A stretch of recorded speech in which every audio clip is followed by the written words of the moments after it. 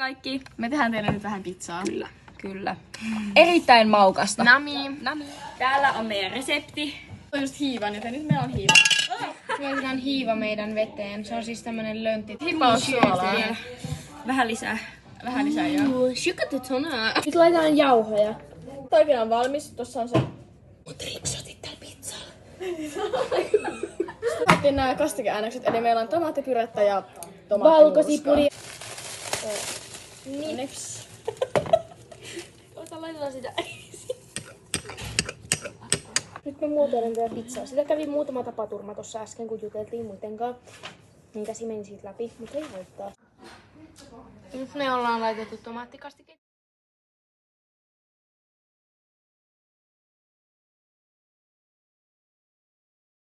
Nyt meidän pizza uunissa. Henni silmiin!